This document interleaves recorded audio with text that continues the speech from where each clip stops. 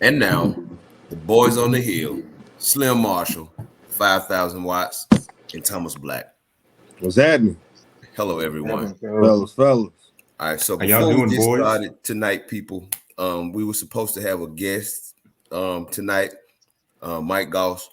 However, he had a game tonight that ran overtime before we recorded, so he will appear on the show at a later date. So we apologize for that, but we still about to bring you a banging show. So No doubt. what up, people? Yes, sir, we are. I'm impressed with Slim, man. Slim come on the show fresh. Man, whether I like the with the sweatshirt. hat be crisp every show. Right. Shout Look out at to this my man. wife for giving me this Jack Stay hoodie. so that's what we're That's gonna a go nice with. sweater, sir. Yeah, it Keep is. me nice, man. She keep me dressing nice, looking nice. I got you, man. Exactly. She a Caribbean woman. You know, Right. gotta have that look. You know what I mean? Yeah. I like the colors of your hat. I know. It's the best football team in America. They got the Slim the that Great graduated from the stretched out t-shirt neck. You know what I mean? With the pencil in the hat, walking to class. You know what I'm talking about? Right. I used to rock the sweater vest and the cap walking to class. You did. Yes, Yep. you did, sir. I was on my Steve Urkel back then. Yo. Oh no, what you mean back then?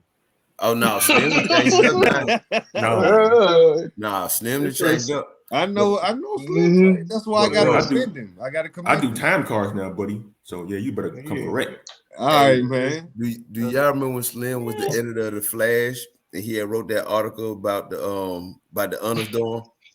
Who got locked in the honors dorm in their room because the building, something with the foundation of the building was messed up. It started sinking. Yeah, and somebody got stuck in the room and had to climb out the window to get to practice. Slim writes the article, and President Mason called him to the office, to the president's office. You're making the school look bad, sir. I'm like, the foundation falling apart. I can't help that. Exactly. Hey, man, we couldn't wait for Slim to come out with a story because he brought that heat every time about something. Yeah. Hey, wait. Exactly.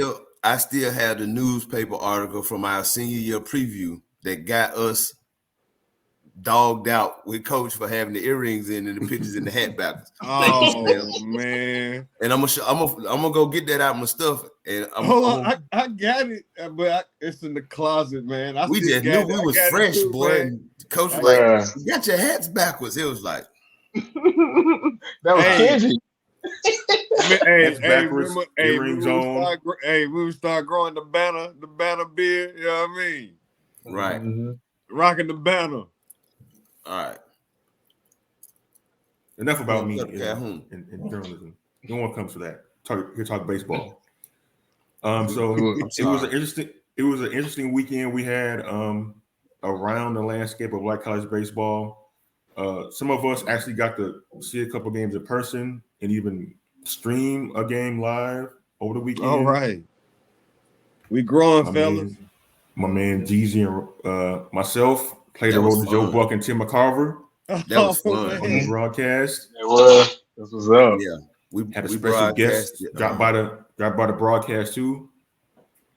Mm-hmm. So yeah, it was fun, man. So we're gonna go into this weekend recap and talk about some of the series that took place. Let's go ahead and start with the one that Ralph and I actually saw and streamed for you guys on our YouTube channel.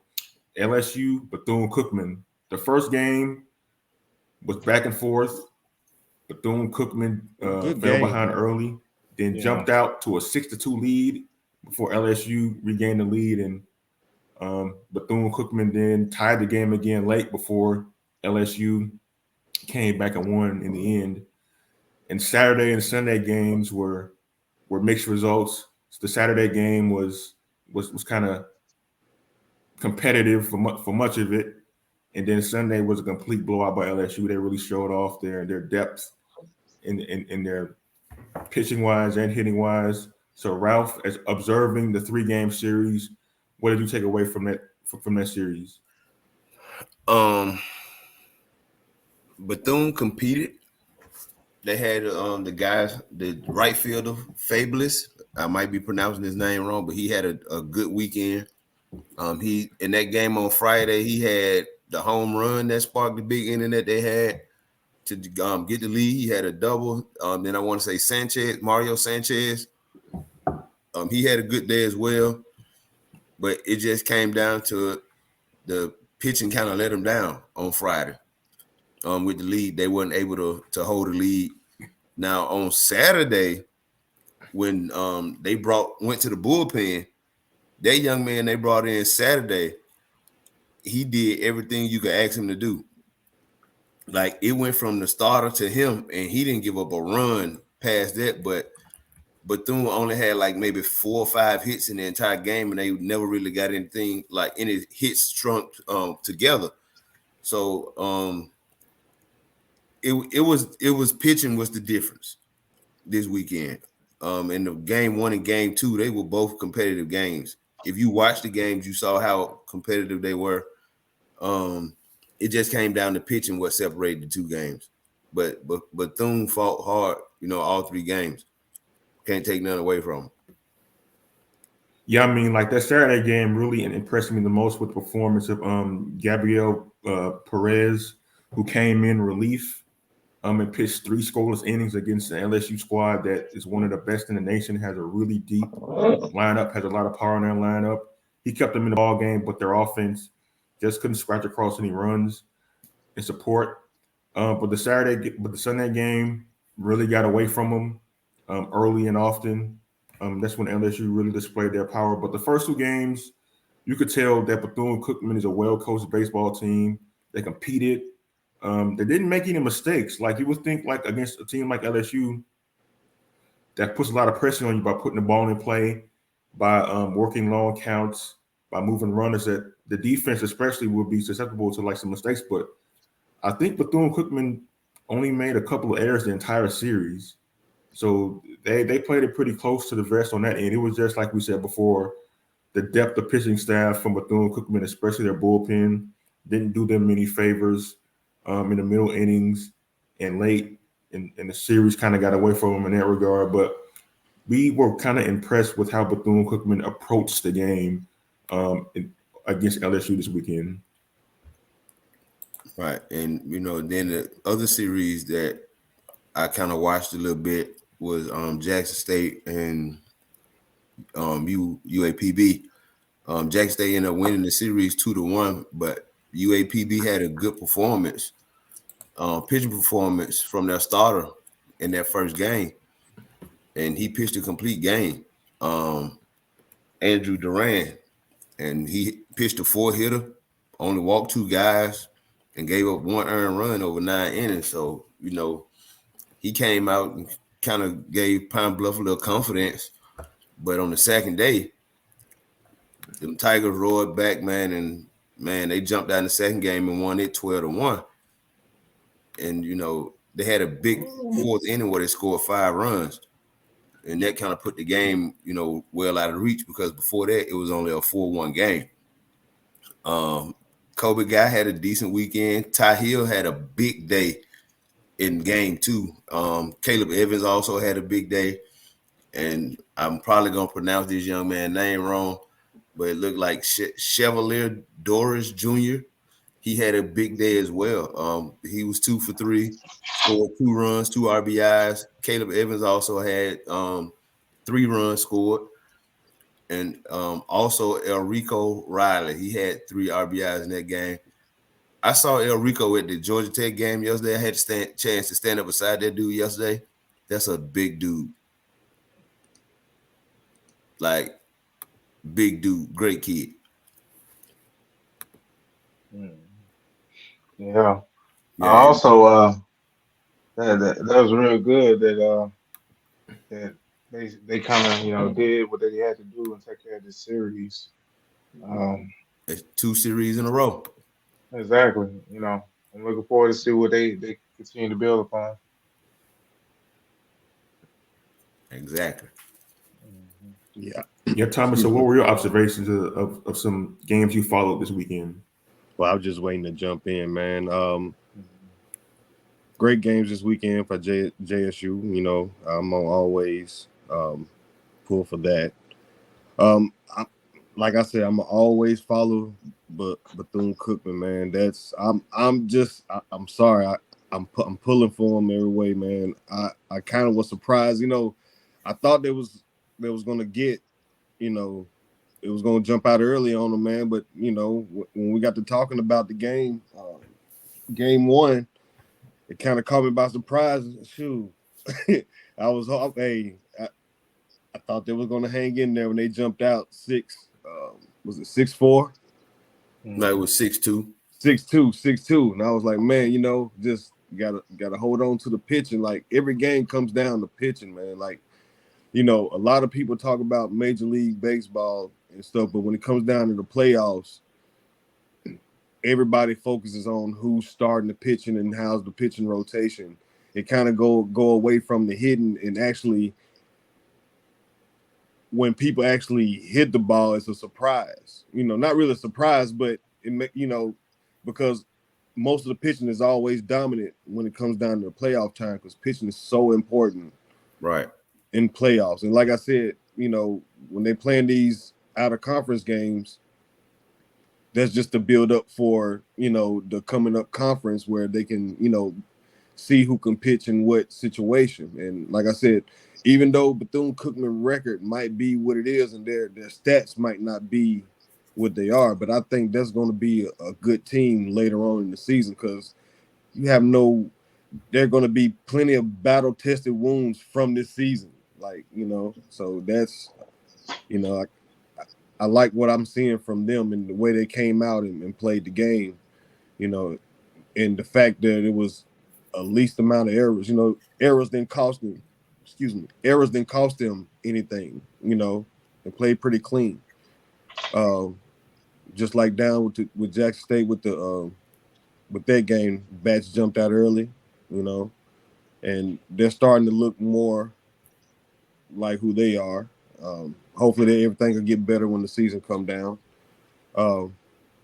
But overall, like I said, all the teams this weekend, everything is shaping up for what I think is going to be a good conference season this year in the SWAC.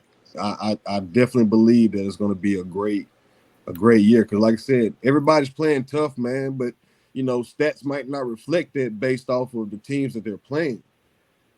But right, it's the teams are playing good. They're playing the best they can. I just can't wait to see what they're gonna do against each other. That's what's gonna be tough. Figuring out who's gonna come out on top. That's on both sides, East and West. Totally agree. Totally agree.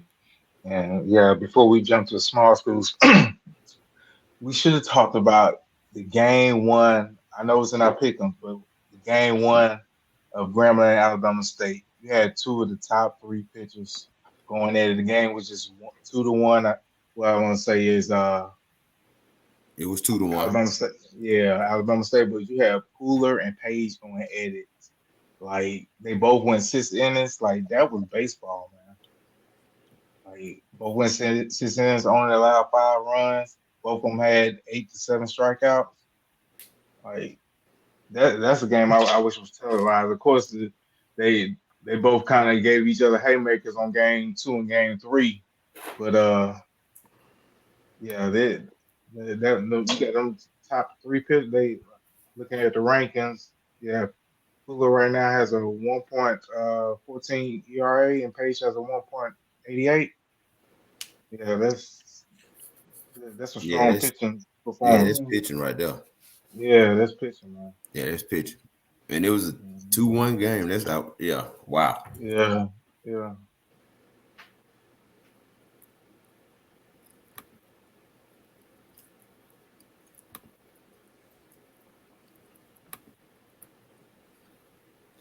Yeah, coming off the weekend, we're gonna jump into some performances on the mound and at the plate that some of the players around Black College Baseball had this weekend. You see on the screen here, Jose Santiago. I think last week he was a player of the week too on the mound, right?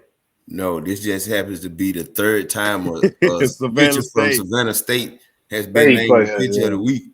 Big dude was won it last week. Right. It was Mr. Pillar last week. Pillar, right? Yeah. Yeah. Pillar won it back-to-back Yeah. weeks, and then now you got Santiago this week.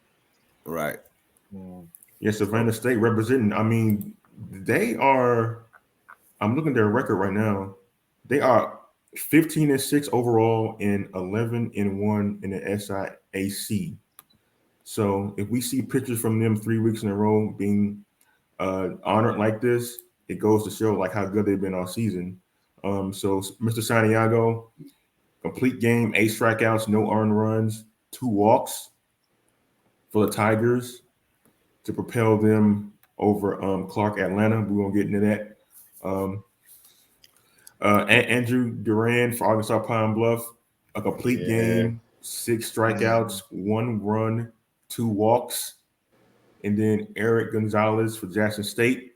He went 7 innings, 7 strikeouts, 1 earned run, and 3 walks. So once again, like pitchers are going deep in the ball games. They're not allowing very many runs at all. And most importantly, they're keeping the free passes very limited. So that's the recipe not only to win on your starts, but to win player of the week.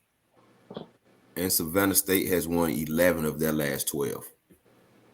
Wow. Yeah, they've been a very hot team coming out of the gate. Yeah. Are we strong to say that Savannah State may have one of the best HBCU pitching staffs? It's possible. Possible. Yeah, they doing a good job in their conference. Mm-hmm. Yeah, now transition over to the players of the week for hitters. Josh Hankins, our guy from Coppin State, he hit 800. Oh, Big Hank. Wow. Big Hank. 800 over the weekend. Yeah, he continues to rake, man. Just his stats have been impressive all season. Corey King for Alabama State, he hit 538, which is not 800, but it's still nothing to sneeze at either. He got 7 hits over the weekend. And then Shamar Page for Grambling State, 571, 4 RBIs and 4 runs scored. So a very diverse group of players here who did well at the plate this weekend. Just wondering who keep pitching to him. Right. That's true. That's true. I mean, because think about it. In games, who's hot and who's not. Now, based off situations, like why would you let that guy, if he's hot, why would you let him beat you? Especially if a guy's already been 5 for 5 the day before you're not about to beat me the second day. And Exactly. they still pitched to Hankins the second day. Yeah, that when that scouting report's supposed to come in, man. So for like college baseball, it's philosophy different than the major league game because I know there was a series the Cubs played the Phillies back in the day where Joe Madden walked Bryce Harper 4 times in a row. Didn't pitch to him. This game played in May. It wasn't October or September when games kind of mattered. It was in May. So in college baseball, do you think teams, since the game is not as pressurized as a pro sport, would tend to not want to like give free passes to guys who may be hot in the series? Depending on them. I think they missed the best player on the team is not going to beat me. I think they just missing spots. Okay. I'm not letting the best player on the team beat me. So if I got to, do you honestly think a coach is calling pitches to hittable pitches at a hot batter? Do you honestly think a coach is calling that? I hope he wouldn't be that. I hope he's not. I mean, crazy. You as a catcher, Ralph, would you continuously pitch in the strike zone to a hitter that's hot just for that weekend? No matter who it is, it could be batter 1 through 9. We all in D1. Let's go. I'm pitching, making competitive pitches, and I'm going against your aggressiveness. So if you hot, and now you could be hot to the point to where you were hot like BJ for that 2 months, and I don't care what they threw at BJ, he was hitting balls that was bouncing off the plate, so it didn't matter. Right. But in a normal situation, you know what I'm saying? If it's a guy that's on fire, and if I don't have to pitch to you, I still want the pitcher to make competitive pitches that look good, that you will swing at. but I'm not gonna give in to you. No, Yeah. I don't know. I'm not giving in to anybody at no point in any game. I always want the pitcher to make competitive pitches. You don't have to throw the ball right down the middle. You throw competitive pitches. Right. Like for me, if a pitcher if he had a slider that he could start on the outer third that looked like an outside fastball and broke off the plate, he was gonna get me all day because I was hunting outside fastballs. Like I'm hunting the outside fastball. I wish you would throw me an outside fastball. I'm gonna hit it out Road McCoy.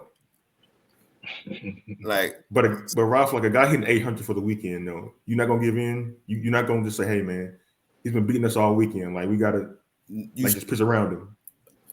Like I said, I'm gonna still throw some off speed stuff, throwing some change ups, throw him inside, bag him about the plate. You got to do something to make him uncomfortable because he was locked in. That's locked in. You got to do something to get him uncomfortable. But sometimes you get locked in like that, and ain't nothing you can do about it. Well, yeah, but yeah, no. What? You think the pitcher's missing their spots, though? Man, you call outside slider, that mother hang is gonna be up in. Out of here. Think about it, bro. 800, he was on.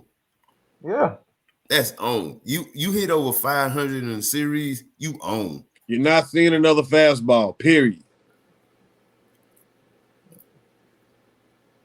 That could be a conversation for another day. I'm just saying. Unless it's high and in or something. Different mindsets, I guess. Different mindsets. I'm just saying, a dude 800 like that, you're not seeing another fastball. Sorry. You got to show me you a hitter. He gonna see it, but he gonna see it outside the zone. You gotta try to get him. It's gonna be stuff he gotta chase at. It's gonna be stuff that's gonna look good to him, and he gonna have to show me he got that Manny Ramirez and that Barry Bonds eye.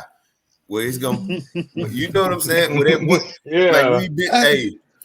Like we've been Jones Sampson watching the doggone Giants because they would be super late, so we up 12 o'clock watching the doggone Giants. I watch everyone, man. And it's like, yo. It's that pitch on the inner half, and it's 3-2, and you see Bonds take that pitch, and you like, man, I'm hacking at that. Unless he got that kind of eye, I'm gonna come in on him. I'm gonna throw him some change ups, some sliders. Like you gotta mix it. He's not seeing another fastball. I don't care what y'all. So Ralph, you were behind the plate when Ricky Weeks was in school and played against us. And he had the season where he won the Golden Spikes Award as the best college baseball player in the country. He was on fire the whole year, hit over 500 for the season, I think. How did you approach facing a guy like that? You pray the coach don't call something stupid, and you pray the pitcher, and you pray the pitcher. Bring your back, big man. And you pray the blow up. You pray the pitcher have a power, and he want to be competitive and throw competitive pitches. Ricky was a good player. He was a great player. But at the same time, you still got to compete. You don't lay down. Yeah, you don't bow down to nobody. Though. Like I'm gonna be honest. So hold up. Before you go there. So nobody's on base. He's on fire. You ain't gonna put him on first. That's one. I don't believe in giving up no intentional, no freebies. You play to win the game. If nobody's on base, I'm gonna still listen. If nobody's on base, it's a 0-0 game. He gonna have to hit. I'm sorry. 500 center field. But I'm just saying, the competitor in me, you gonna have to hit. I have you batting 800. Missouri. You gonna have to show me. So now another scenario. I'm just saying. Man on third, 2 outs. First and second open. What's the score? What's the inning? What's the inning? Bottom of the ninth. Anything past 5. Anything past 4. Anything past 4. Okay, anything past. No, I say 6. Bottom of the 6. 2 outs. The bottom of the 6, 2 outs, run on third. Shit. Let's try. Down 1. Huh? I said we up 1. We up 1. Ricky Weeks. Bottom of the 6, we up 1. How would I pitch him? Okay. Okay. Give him a pass. Right. Give him a pass. Give him a pass at that point, man. First pitch. It'll have May not be a fastball. Hell no. No. Unless you just slide into the plate. Unless you just was a velo dude with movement, because if you was velo and flat, that was on the string. I'm sorry. You had to have movement with him. If you threw, I don't care if you threw it, shot it out of a gun. If it was straight, it was a wrap. You had to have movement. You had to have like a good slider, a good breaking pitch. Nothing. It had to have a sharp break. None of that float mess, because he was gonna hit that on the railroad track, and Poe Ben was gonna be hollering, "I ain't lying." Like, just being real. But you was gonna have to have some secondary pitches that were good, and you was gonna have to mix, and you had to compete. You couldn't give in to them. Like, you're gonna have to compete. Like, I am competing. But no, I'm saying those are the ones you pitch backwards to them. But hold on, let me ask you this.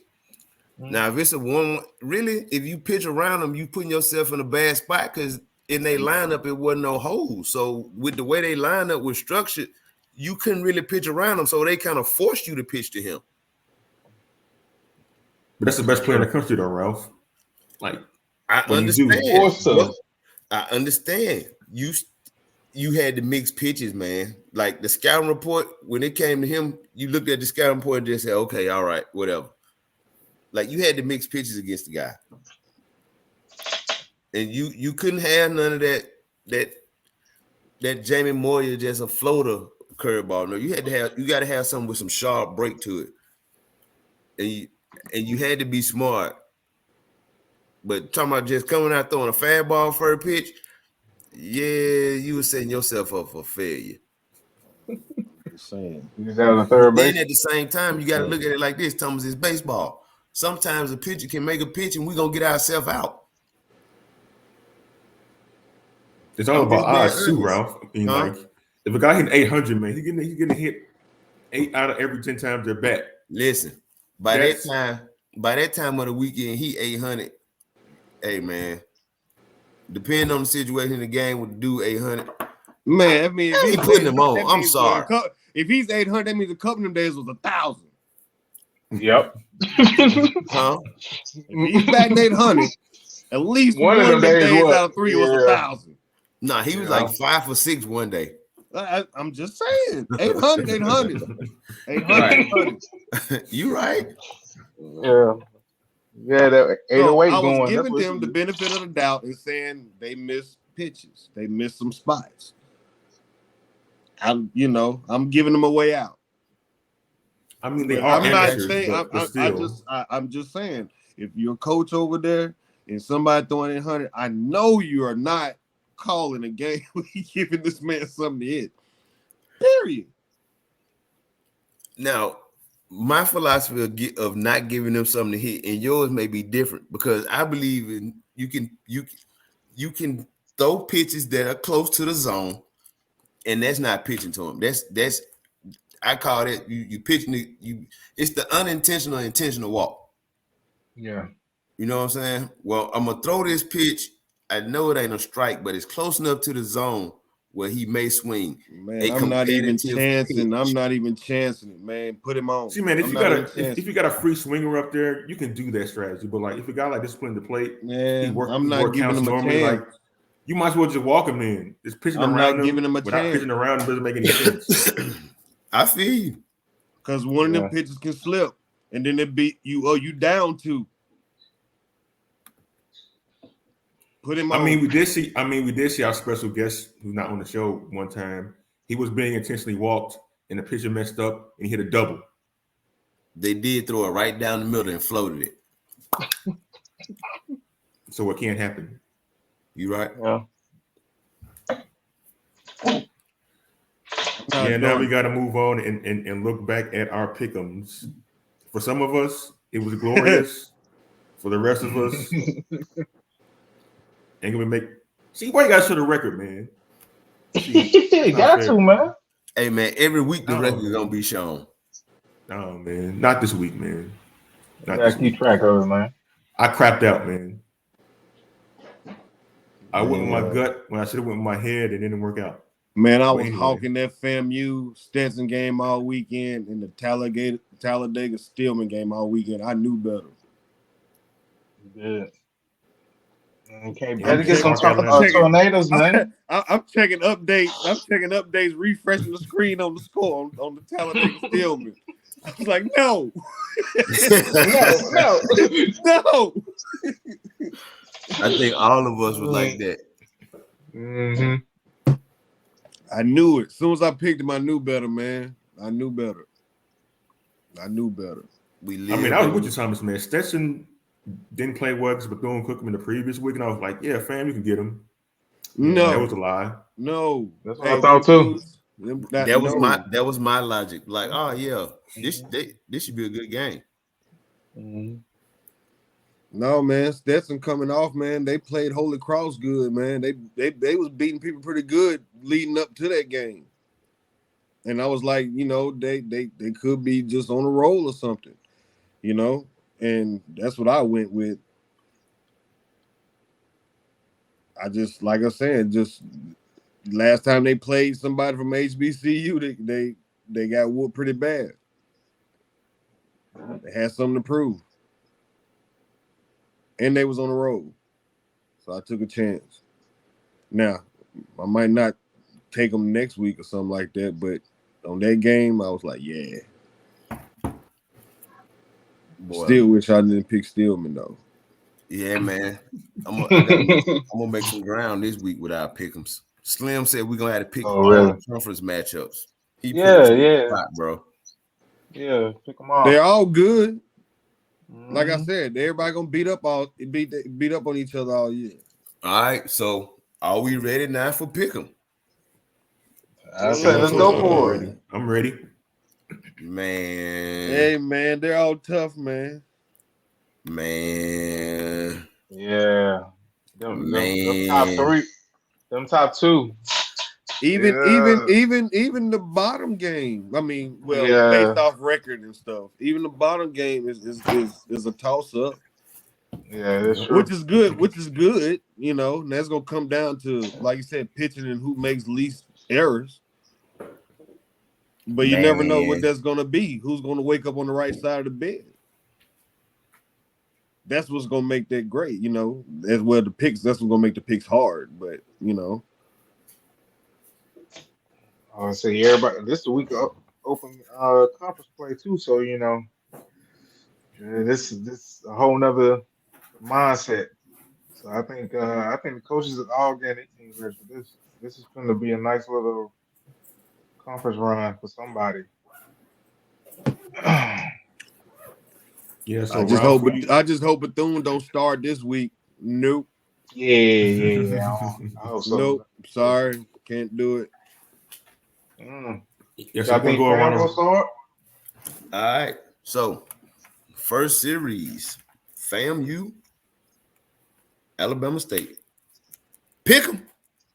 You know who I'm going with. I got to ride the train. I'm staying on it. Alabama State until somebody prove me wrong. All right. So hold on. So TB say he with Alabama State. All right. Who next? Pick him. I'll go next. I'm going with Alabama State too.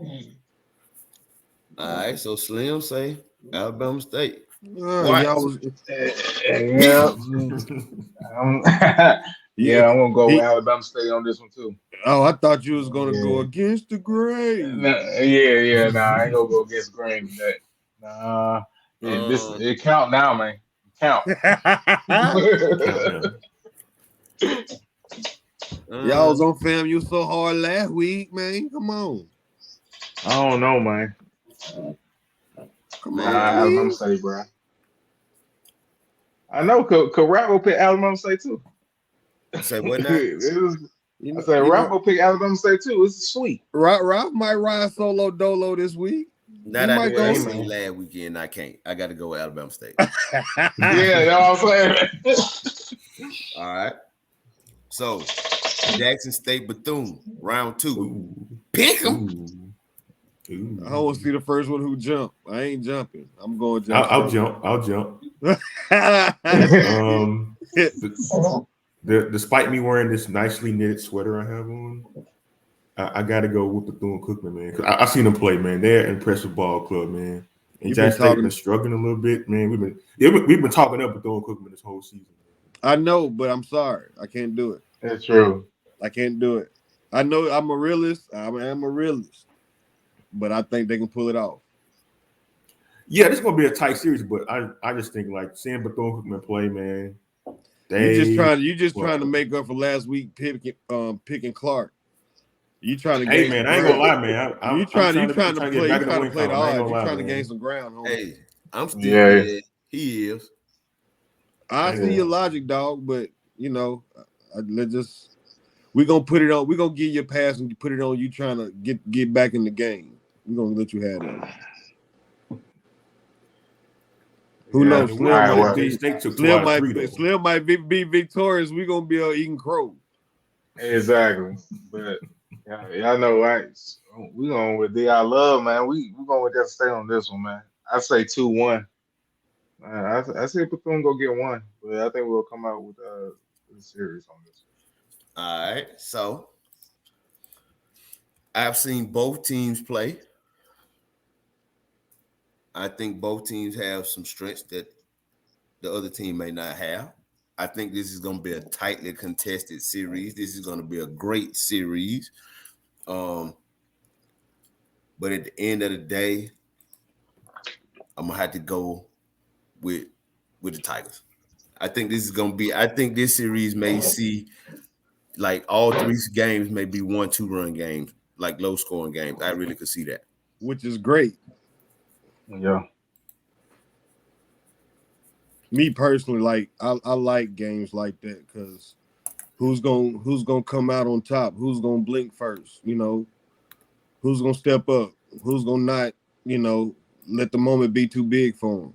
You know, these games early, no matter how early the game in the season it is, all these games gonna matter because everybody gonna beat up on each other all season. You never know. Like I said, we had a player get injured on Jackson State. You know, right? So. Next matchup, Southern versus UAPB.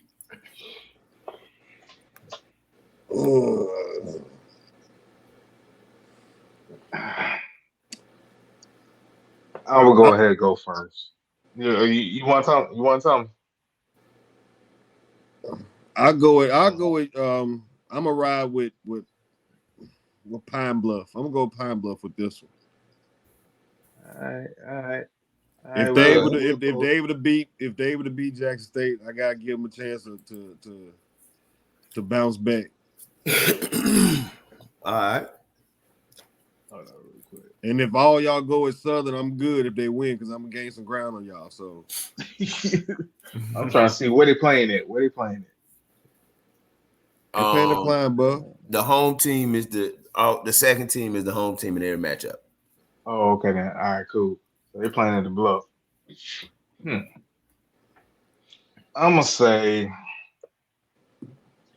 I don't know. I don't think that they got comfortable with being at home yet, so I don't have to go with Southern. I think Southern will walk out with that series right there. I ain't saying no sweep, but I think they're gonna be 2-1 series as well. No watch. All right. I guess I go with Arkansas Pine Bluff. All right. I'm gonna go with the Jaguars. Although that's my natural hated rival. I don't hate them. I respect them. But that's my baseball rival. Alcorn, I'm sorry, but you're not. I'm gonna go with SU. to win this series. I think SU has the better lineup. And I also think SU may have the better pitching, but I definitely believe SU has a deeper lineup, and I think that's going to give them the chance to win this series this weekend.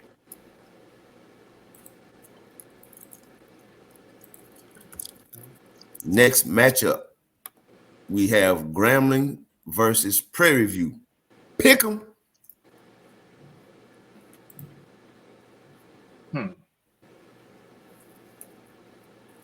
Who will go first? All right. I don't know. I think I'm gonna close my eyes on this one point. I don't know, man. This seems like a very, very even matchup. And I'm probably just gonna go off of our pitches and plays of the week. I need PV to stand up. They got to start balling. So, but I'm gonna go ahead and pick Gremlin on this one. You said you're gonna take Grambling. Yeah, I'm gonna take Gremlin. All right.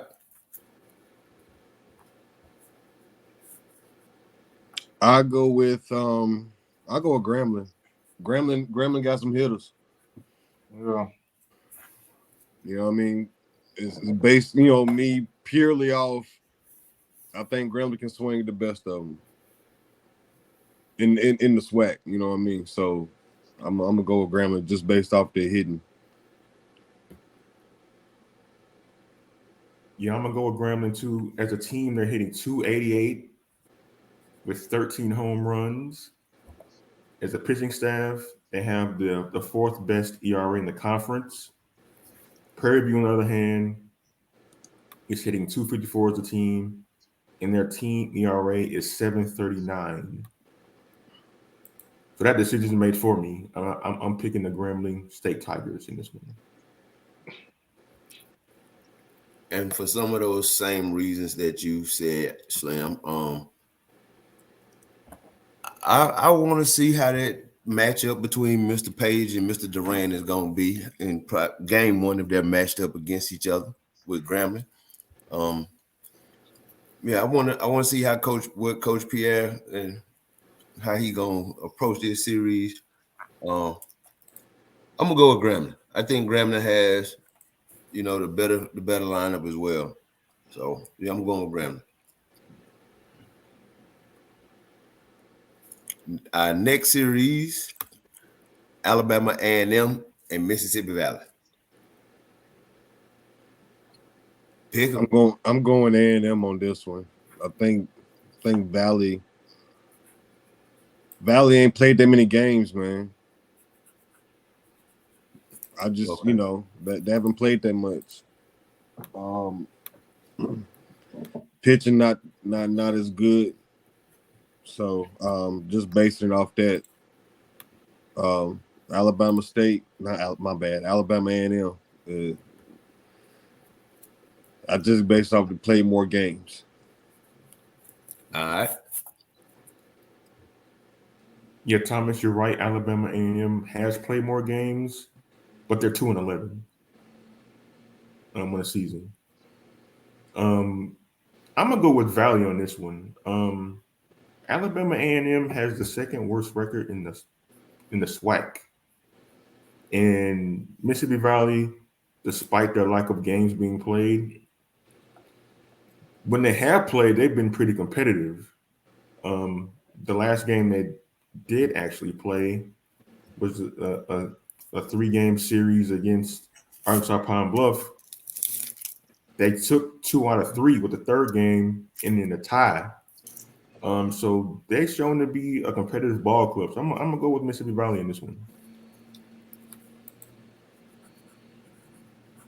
Yeah, and to piggyback off what you just stated, Slim, I agree. I don't have to go with Valley on this one because you got to look at how they performed during that series with AP Arkansas Pine Bluff. They won a 2-1 game, and then they went back and just brought the bats out and won 16-9. Yeah, I think even though they haven't had the opportunity to play more games, I think Valley is starting to be a lot stronger than we realize right now. And I'm also going with Valley. Valley, they put up some runs in a couple games this year. So yeah, I'm gonna ride with Valley in that series against A&M. I'm gonna ride with them. I'm gonna ride with Valley. They're gonna have to put up some runs. They're pitching. Well, if Alabama State has 8.83 ERA and Valley has a 10.86 ERA, so it's about which team is gonna be better. The most. Valley has a 275 batting average as a team compared to A&M that's 222. Just saying. There may be one that hit column may be like 2022 or something. Them 2 hits that will make a difference. Right. That's what I'm saying. Valley don't make too many errors though. They don't make that many errors. You said they don't make that many errors? No, they don't. Yeah, they don't make that many errors. They've made 14 errors so far this season. I'm just saying based off what the stats and stuff says. Like, well, they ain't played that many games. I'm trying to find some goodness here. You know what I mean? They played 10 games and they have 14 errors. So that's, a little bit over 1 a game. Yeah. And they have, their fielding percentage is about 940. So you know how that go. You gotta feel can't make errors and can't walk people.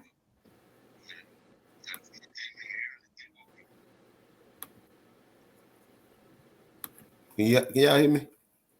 Yeah, we're getting some feedback, but yeah, Yeah, I heard a little bit. A little bit feedback.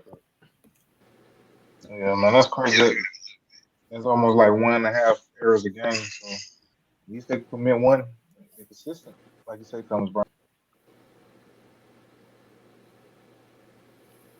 Right. I don't know. I think it's like a lag or something going on.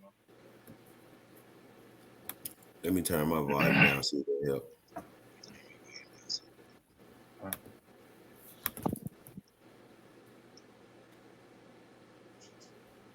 So guys, as we in the SWAC play, I've looked at some of the records of the teams.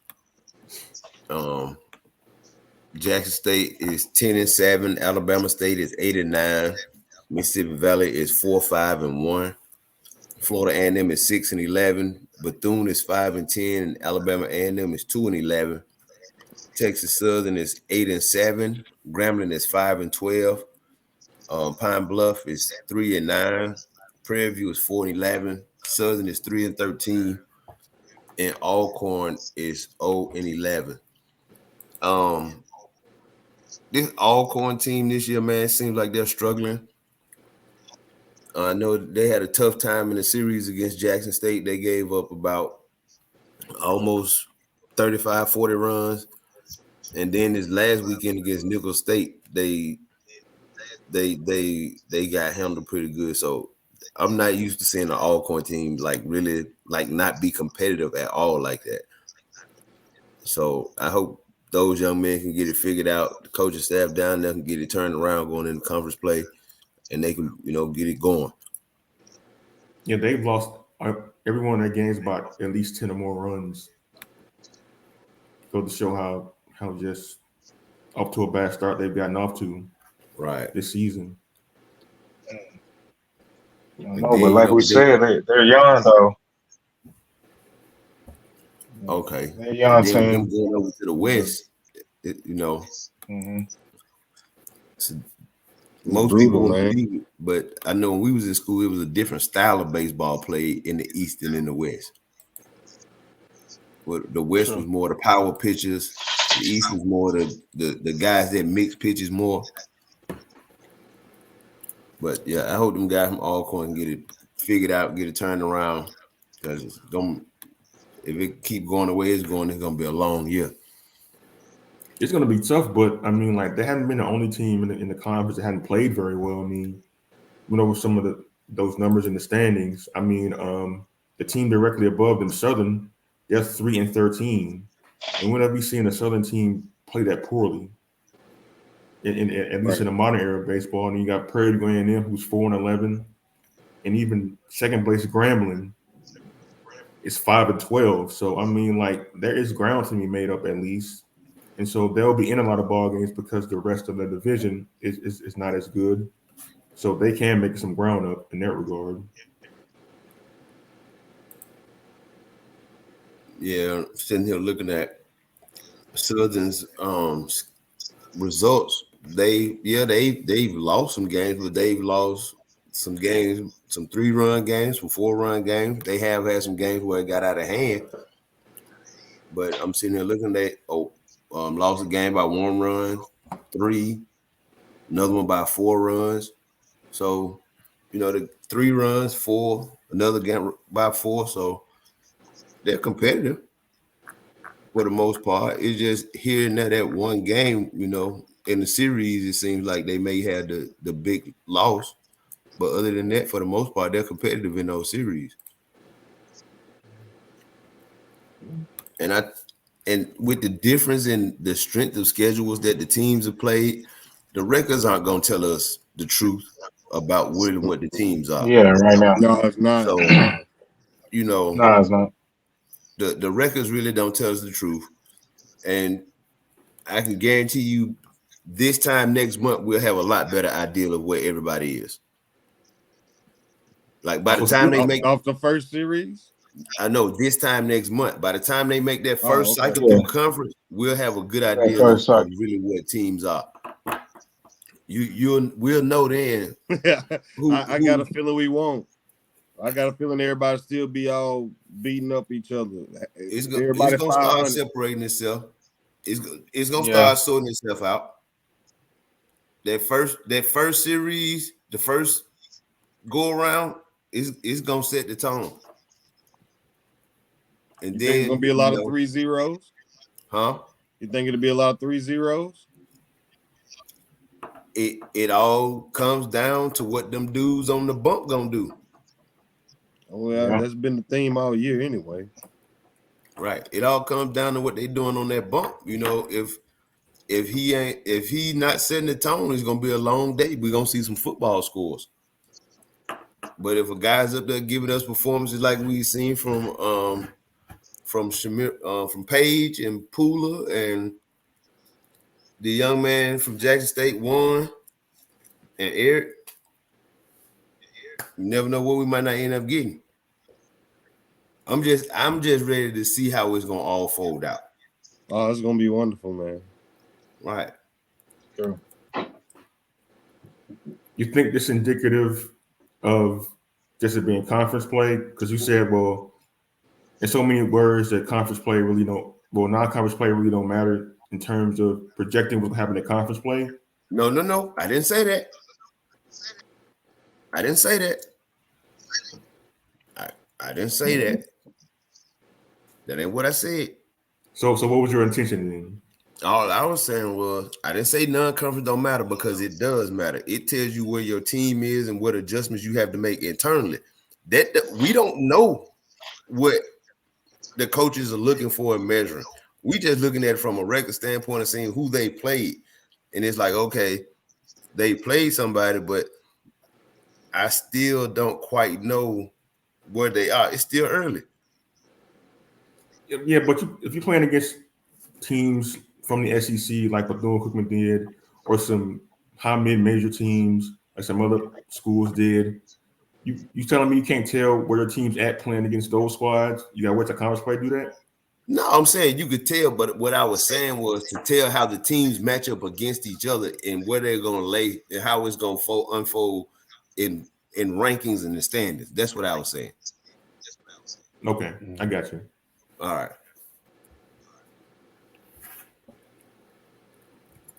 Yeah, so have we cycled through all the pick'ems? Yeah, that's the Pick'ems right there. Okay. Yeah, now we're gonna wrap up as we always do with the trip down memory lane, where we tell tales from the HBCU baseball hood. Also, now tales from the HBCU. Yeah, we had some good ones lately, and I like that one. and I'm gonna let Ralph go first this time. We pick on Thomas all the time. We gonna let Ralph go this time to see what he got in his brain he could put to the forefront here. Why you put me on the spot like that? You're a All superstar, right. man. That's why. Okay. At Okay. least we know the stories are organic, because I definitely don't know what stories I'm gonna pull out. It's always coming off of what we Me talk neither. about throughout the day. Okay. You got me, Slim. So this I'm gonna give you story time about two SWAC super fans. The first one is Unc Herbert Lee Washington, or better known as Oh Unc man, from Jackson State. that's My baby freshman Tiger. year, Eh? my freshman year, they called me Crab. Crab, we're gonna put you in the room with Unc. I'm like, who is Unc? Who? I don't know who no Unc is. Who is Unc? We done went through all fall practice. I'm like, who is Unc? We're gonna put you in the room with Unc. We're gonna put you in the room with Unc. I'm like, yo, who is Unc? So we go to the basketball game, and they were like, yo, that's Unc sitting on the bench at the basketball game. So he would sit on the bench like a coach, but he would sit like at the end of the bench. And during baseball season, he would come out, and Unc had the uniform. He was number 44, and on the back of his jersey, it was Unc. And he would tell you, my name Herbert Lee Washington. Herbert Lee Washington. Been around Jackson State 40-something years. And I think Unc said he started coming around Jackson State when Dr. Peoples maybe was in school or something like that. It was some crazy story on how he got there. And he said they called him Unc because he had nieces and nephews that played all over the SWAC. And he was always going to tell you, he would give everybody a nickname. He called Aunt Pearson Baby Tiger. Baby Tiger, baby Tiger. He called Mike Goss All State. And he called me Baby Bull. He had a nickname for everybody. He never called you your name. It was always by their nickname. And Unc was around Jackson State for 1,000 years, man. And he passed, I want to say, around 2008-ish. Probably earlier than that. But he was diabetic and he ended up passing. But Unc was the super fan. And if you're an old school Jacksonian, you know exactly who I'm talking about. And if you ever competed against Jackson State, and you'll know who I'm talking about. And the other super fan from Southern, Mr. I Ain't Lying, Poe Ben. Poe Ben would get the crowd going down there Southern. It would be like when he popped up, he was almost like the baseball hype man for the crowd. Because he would get the crowd going. And if they were on a roll offensively or defensively in between them innings, he was going to get, and I ain't lying. And Poe Ben was going to be there. He was going to support them Jaguars. And he was going to talk to you during the game. He was never disrespectful. It was, what you doing back there, Ralph? Come on now. You can't call that kind of stuff now. And them Jaguars going to hit on the train track now. And it was just like nonstop, just constant. But it was genuine respect and love because he never disrespected you while he was doing it. It was all supporting Southern. And unfortunately, Poe Ben passed too, but having the opportunity to meet those two guys that were from two different programs that was basically the same super fan for both programs, I'm grateful I got to witness that. And I got to talk to some old heads yesterday at the Jackson State Georgia Tech game. They told us keep doing what we're doing, y'all. So hopefully when they hear this about Poe Ben and it creates some memories for them from when they cross paths with him. So yeah, that's my story time for tonight. All right, Thomas. I know you got something, man. Well, I know earlier we was talking about, the game and how we pitching to people and everything like that, and Ralph brought up Barry Bonds. Now, growing up, Barry Bonds was like my number one player growing up. Everything. This was before San Francisco Giants. Barry Bonds. Before he got there, people don't realize Barry Bonds was a Hall of Famer before he even got to San Francisco Giants. I mean, 40-40, hit everything, speed, everything. So when he got to the Giants, my dad took me and my best friend, rest in peace, Jabbo. He died in November. But my dad took me and him to our first Major League Baseball game. And we went to St. Louis, man. My dad bought one of those I want to call it like the 18 vans. The real plushed out vans with the TV in the back. Now we talking about like sunroof top. yeah, man. You talking about the one, you had the little satellite giant on that mug. Right. Yeah. You drive that thing with a gangster lean, man. Right. We had a maroon one, man, and we thought we was in the living room in the back seat. It was just me and my best friend. So we went to a Giants game, and my dad fly for this because I don't know how he pulled it off, but we ended up staying on the same floor as Barry Bonds.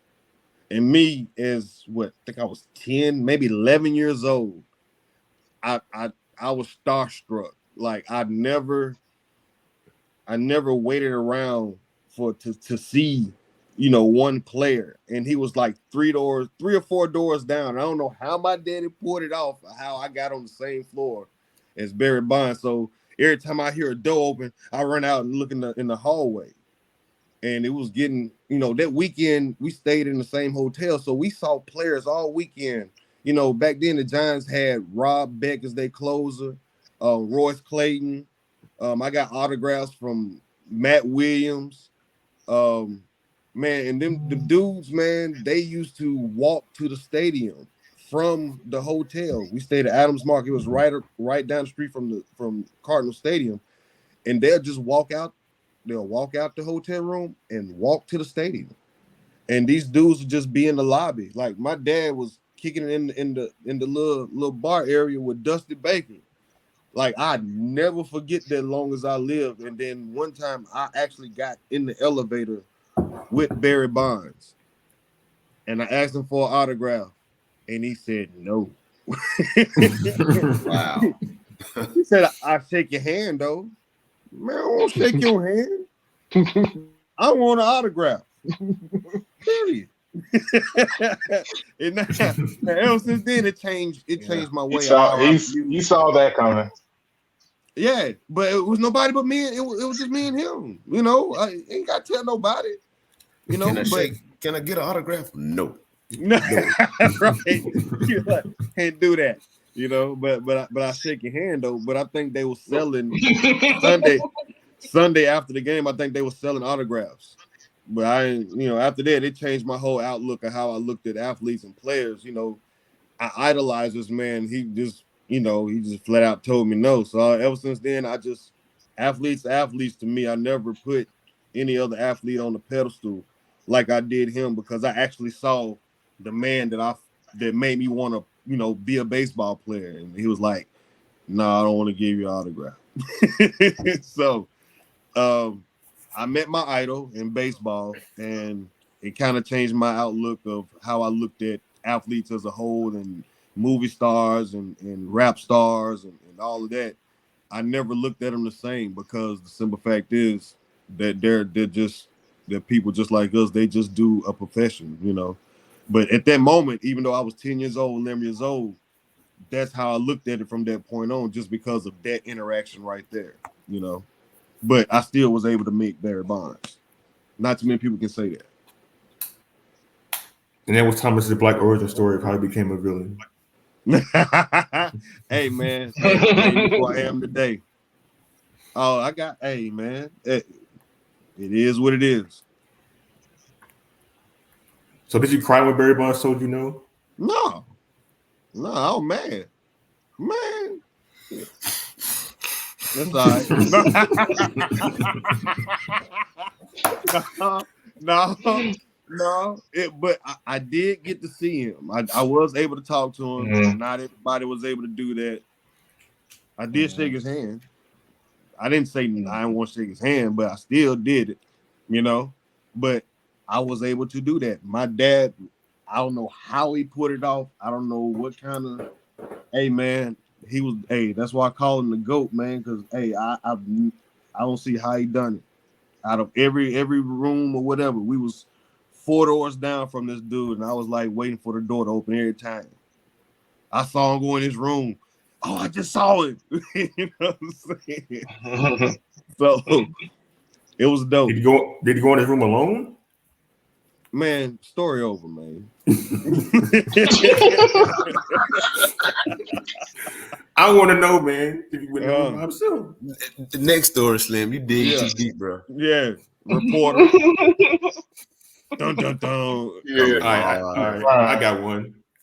Now we all know that JSU baseball plays in a very well maintained facility on campus, but it always wasn't like that. In fact, there was a situation where we were on a road trip to Alabama. Let me backtrack a little bit. So when we were playing ball, it was about circa 2002, 2003. We were told by the then athletic director, Roy Corberson, that we would play on a brand new spanking baseball facility before we graduated. We had a meeting about that. He told the whole team in the AAC that we would do this. He said, like, it's going to be on track before y'all graduate. I was like a freshman or something. I was excited, like, yes, we're going to play on our own field. We played at Smithville Stadium my freshman year. Then we transitioned over playing at the old yard that's now School of Engineering. And so we go on a road trip to Alabama to play a series against Alabama State. We come back home. Our bus pulls in the parking lot that's behind the stadium. And we see that our stadium isn't a stadium anymore. It's been deconstructed. And nobody tells us this. Like, the outfield fence is down. The dugouts have been taken down. The bullpen is disheveled. And we're like, what are we going to do? Like, how are we going to play ball? Like, what's up? Nobody told us anything. So Salt make a scene. Coach Johnson upset. And so we found out that they had started the construction process without telling us that they were going to do it right in the middle of baseball season, while they know we're still playing on this field on campus. So the contingency plan at the time was to play at a rec park. So we had to carpool and drive over to this rec park in, I think it was West Jackson somewhere. The VA softball fields.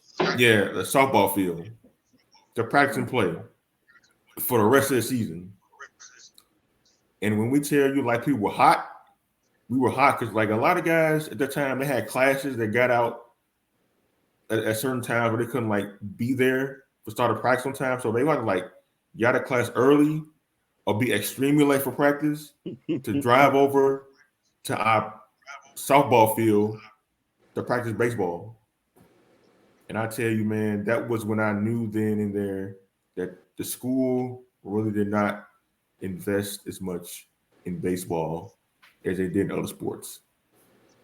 Hey. Now, Ralph, when you saw that scene, we pulled up from our road trip and the stadium wasn't there anymore, what was your first thought? I wasn't playing there. I was done. Yeah, you was a coach that in time. That was my student assistant year. Yep. That was the year. That was the year right after we got done playing our senior year, right? When did the next year? That was a tough situation, man. It made you feel like they don't care. because I guarantee you they would never go and do anything to the floor in the AAC in the middle of basketball season. They wouldn't go do anything in the Veteran Memorial Stadium during the middle of football season. And I ain't trying to bash the football team or the basketball team, but outside the last couple of years, they ain't really done nothing around there. Let me stop. Let me be quiet. Because you stirring up some emotions I don't want to put on here. So let's go to something else. All right. Yeah, but the situation was really bad for us as a team. I mean, there were only like a few weeks left in the season, so we were able to adjust. But anyway, like it wasn't very good. And that's kind of like how that was kind of like my lasting memory of playing baseball at JSU was seeing our field being torn down before I actually got the chance to finish playing on it. But like, yeah, man, it was a good situation. So we're gonna end story time with a story from our man 5,000 watts. All right, I'm gonna talk about a story. I want to talk about last SWAC. I want to say this was 05. I think we had an opportunity to be part of history, or a little bit part of history when SWAC was at Rickwood. I remember Rickwood Field was in Birmingham. So I think that was real dope for the conference at that time to give us the opportunity to play in a former Negro League stadium. Just to see the back fence, all the old advertisements and everything, how big the field was. The field was huge, and just to be at a park where Satchel Paige, Jackie Robinson, all of them had touched that dirt and touched that grass, had the opportunity to to see history and play on it. I think that was real cool during that time. And I think between SWAT, between the games, I remember me and you was roommate Slim. Me and Slim used to go edit. What was that baseball game we used to play? Slim, what was it? MVP baseball. Yeah, but we used to go edit. We used to go. Y'all remember the road trip? Yeah, we used to go edit in the room, bro. Let's see. The last time I remember MVP was it was in 2004 with Manny Ramirez on the cover. Yeah, that was a good one. That was Manny good. Ramirez is on the cover. Yeah. Hey, man. I keep him, dog. I keep him. Hey, watch. Rickwood, is that where Coors hit the ball at the stadium that year?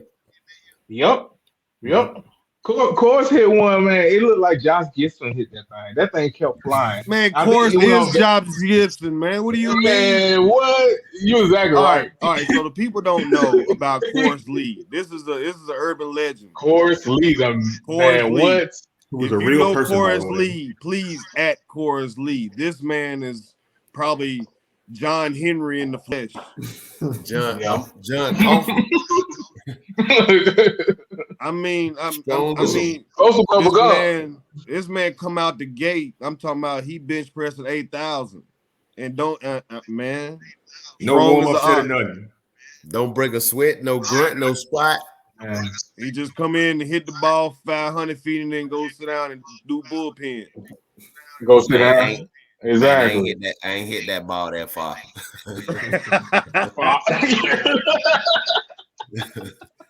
We was playing a scrimmage game, I remember. And of course, he had a line drive out the stadium. I think it hit Ralph's truck in the parking lot. Yes. Yep, it sure did. Coors Lee is a legend. Yeah.